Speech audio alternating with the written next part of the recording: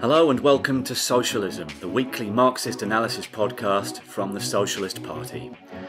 As we record this episode, the Tory government has outlined that it will be requesting yet another extension from Brussels on the deadline for Britain leaving the EU. It follows weeks of deadlock, despite endless parliamentary manoeuvres and cross-party talks. Socialists point out that capitalist politicians are proving their worthlessness. The working class and its organisations must show the way forward. This week, we're discussing the latest news with Brexit and what Jeremy Corbyn should be saying and doing in order to lead the way out of the impasse in the interests of workers. Over to Sarah Rack. I'm here today with Paula Mitchell from the Socialist Party's Executive Committee. Hi, Paula. Hiya. And we're going to be talking, as most of the country is, about Brexit. And we've actually tried to find several times to do this podcast, but it's impossible to keep up with the pace of events and the chaos that is facing the government over this issue, isn't it? And it really is complete chaos. It is chaos. It's like everything's changing and nothing's changing at the same time, but the government could fall at any moment. And it's incredible, really. You think Britain was supposed to have left the EU last week, but there's still no plan in place.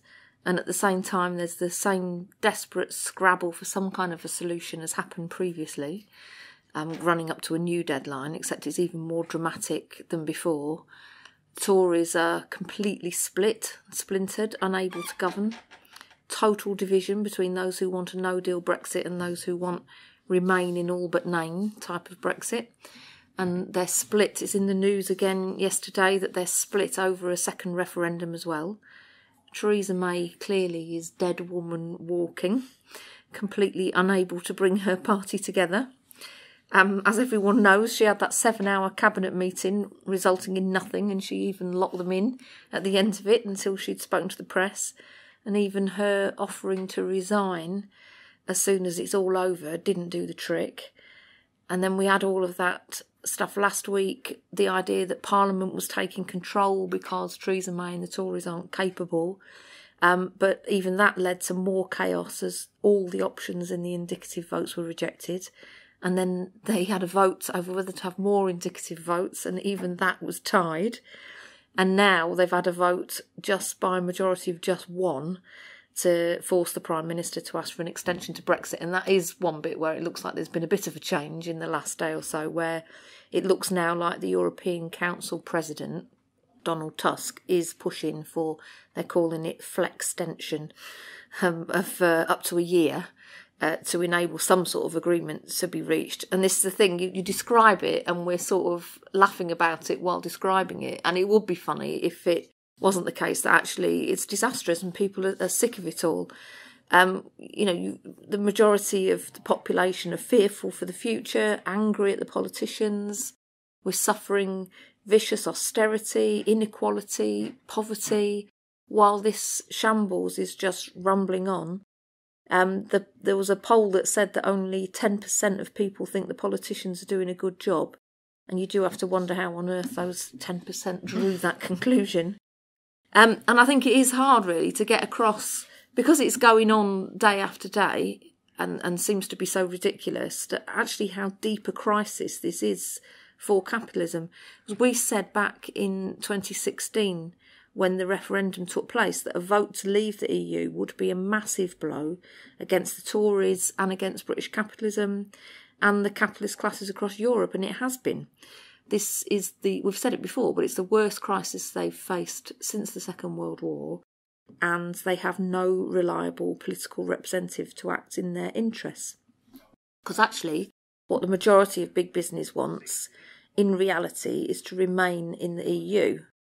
But now the heads of the bosses club, the CBI, they've come out and they've backed May's deal, which is pragmatic. It's the nearest they can get at this stage to what they want without having to allow Jeremy Corbyn to take control. And really, again, as we've said before, that's the glue. That's the only thing that's prevented the government falling so far, is that what unites all of them, the Tory Brexiteers, the Tory Remainers, Theresa May, the Blairites in the Labour Party, is that they're all united on one thing of trying to prevent a Corbyn-led government, and he is now ahead in the polls. Labour is ahead in the polls. And the general election is like the elephant in the room. It looms over everything as the obvious answer to the impasse, but it's the one that they're all trying to avoid. That's why they're talking about having a unity government, anything to avoid Corbyn taking power. So given that then, the outcome of that 7-hour cabinet meeting was maybe a bit surprising to some people, that there was speculation about were they going to come out with what they'd call a general election, was it going to be that they're just going towards no deal, would they take May's deal back to another vote in Parliament? But instead the main thing that came out of it was that Theresa May approached Corbyn to have talks on what could be done. Yes. Why do you think she took that path? Yeah, well, not for popularity immediately. It's certainly resulted in big attacks on her from her more right-wing backbenchers and more resignations. I read that it's now 36 resignations they've had from the government in the last 12 months. And of course the right-wing press went mad. He's a Marxist, he's not fit to run the country.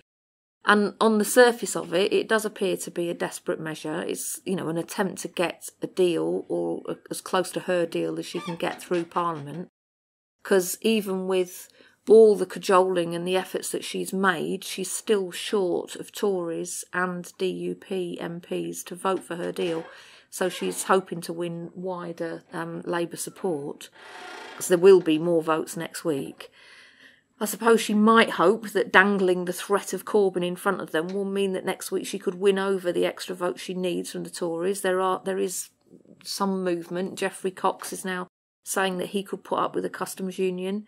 Even the DUP MP, Geoffrey Donaldson, has said that his party could agree to a customs union provided it was a temporary staging post. So that's possible, that might work. And it could, of course, be that what she's actually expecting is for it all to break down and then she can blame Corbyn. And then she could sort of head towards a general election, positioning herself as the hard Brexiter and Corbyn as the soft Brexit.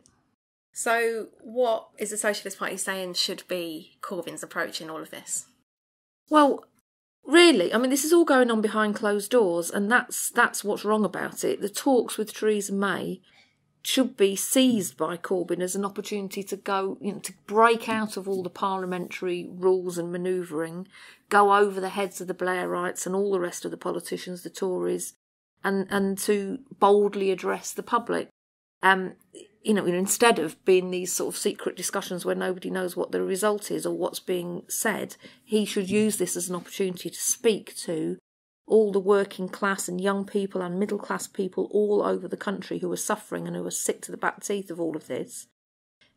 Instead of just getting bound up in detail of hard or soft Brexit, he should be putting the bold programme to make the workers' Brexit that he's talked about before a reality. So he should be, going in with clear demands that will expose her and lay it all out. So like trade arrangements, yes, obviously, that to protect jobs and incomes, but he should be boldly saying the main way to do that, to protect jobs, is to open the books of any company that says it has to shut down or move production or lay off workers, and if necessary to nationalise them, to bring them into democratic public ownership, to protect those jobs and skills. So like with Honda, for example, at the moment, he should be saying in these talks, demanding of May and pledging that he will do it if he got elected, that if the Honda plant in Swindon is set to close, it should be nationalised.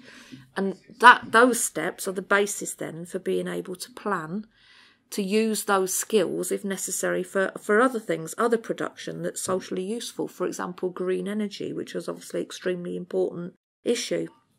He could be using this as a platform for his whole programme. He could be saying that he'll maintain anything in the EU rules that have any protection for workers' rights, but abolish everything that helps to push down wages, that allows the super exploitation of European migrant workers, that prevents collective bargaining. He should state it clearly, to overturn the anti-trade union laws. He should be saying this is a chance now to abolish the EU rules that restrict state aid and that demand privatisation. So a workers' Brexit would mean ending austerity, ending privatisation in the NHS and rebuilding it, a decent minimum wage, at least £10 an hour, ending 0-hour contracts, council houses, and so on. This is an opportunity to boldly fight for all of that. So as we're recording this, we haven't heard exactly what it is that's come out of those talks. Do you think, is any kind of compromise possible between May and Corbyn? Yeah, well, they've had 3 days of talks and they're saying they're going to have more. There's talk of a written offer and obviously nobody knows what that will say. Maybe nothing substantial. It might be, as I said just now, just in order to blame Corbyn. It could include something on a customs union. It could include something on what they're now calling a confirmatory referendum in order to try to get a deal through. But of course, if any of those things are in it, then that is politically very dangerous. For the Tory party, it could mean actual splits in the Tory party and in Labour, because that is inherent in the situation. Anything with a customs union or a second referendum will split the Tories. And it's not straightforward for Labour either, of course, because they're split, particularly on this question of a people's vote, because for the Blairites, that's been one of their main tools to undermine Corbyn. Those that left to form the independent group, they're the outriders, and they're used by Tom Watson and the rest of the Blairites to organise in the party against Corbyn and lay the basis for a potential split or driving out Corbyn later down the line. Emily Thornberry has written to all the MPs to say any agreement must include a confirmatory vote, including the option to remain. And unfortunately, Momentum and others on the left, like Kate Osamore, have fallen into that trap and have written to Corbyn demanding the same. Yeah, that's definitely been kind of the most clear message, hasn't it, in both the press and from most Labour MPs who've commented on it, is the issue of a people's vote, and that's what he should be bringing into the talks with May. What do we say should be Corbyn's response to that? Well, the people's vote that we want is a general election, and that's what Corbyn should say as well. The Tories are unable to govern. We've got to get them out and fight for a Brexit in the interests of working class people.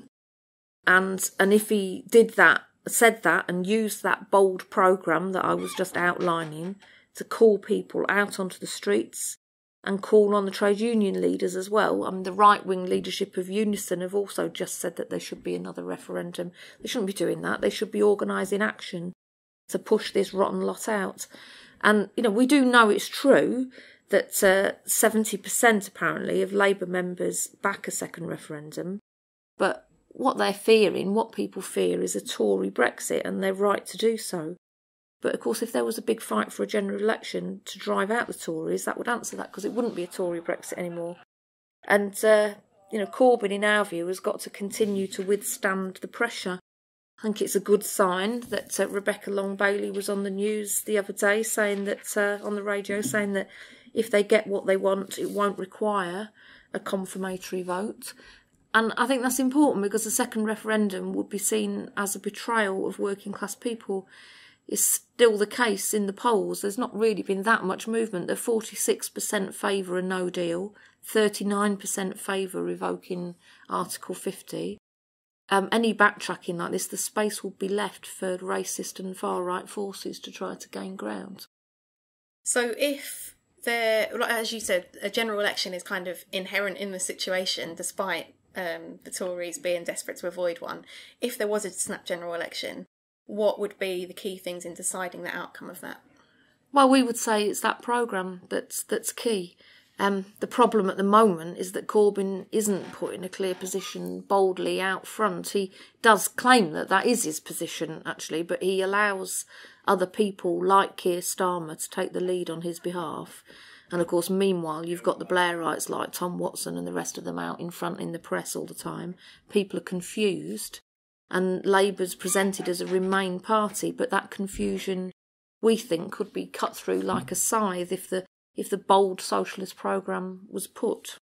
Yeah, and we've said that that's the case, isn't it, both on what type of Brexit we need and also on the general points of what a government should be doing in terms of jobs, homes, services, and so on. But this problem is one that Corbyn has faced since the referendum in 2016, isn't it? And we've pointed out that really it stems from the mistaken position that he took at the very start during that campaign. Yeah, that's right. It was his first capitulation to the Blairites. Which underlines really the other points that we've repeatedly made since that time, since he got elected. Because as well as the manifesto with socialist policies, we've always argued all along that it is essential to democratically organise to remove those Blairites who otherwise are going to continue to campaign against him like they are doing now, continue to surround him and do all they can to prevent that manifesto actually being carried out. They are the representatives of capitalism inside the party. And so the trigger ballot process, which needs to be initiated by the Labour Party NEC, that should be done now so that they can start to win fighting candidates as their MP candidates in the interests of working class. Because the reality is, Corbyn's facing pressure now, but that is as nothing compared with the pressure that a Corbyn-led Labour government would come under. And again, it's a point we've made before on these podcasts and in our paper and so on, but we have to keep repeating it, that the capitulation of Syriza in Greece stands as a stark warning. Corbyn could be only the second government in Europe to be elected on an anti-austerity wave, and we don't want a repeat of that capitulation. We need a government that's prepared to stand up to capitalist interests, that's prepared to go all the way with socialist policies, backed up by a mass movement in the workplaces, on the streets, to take over the main parts of the economy and the banks and to run them democratically in the interest of the vast majority instead of the obscene profits of the few. That's why we fight. We want Corbyn in, but it has to be on socialist policies. Absolutely.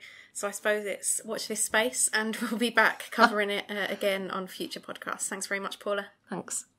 You can read more on the points Paula was outlining there by heading to our episode notes at socialistparty.org.uk/podcast.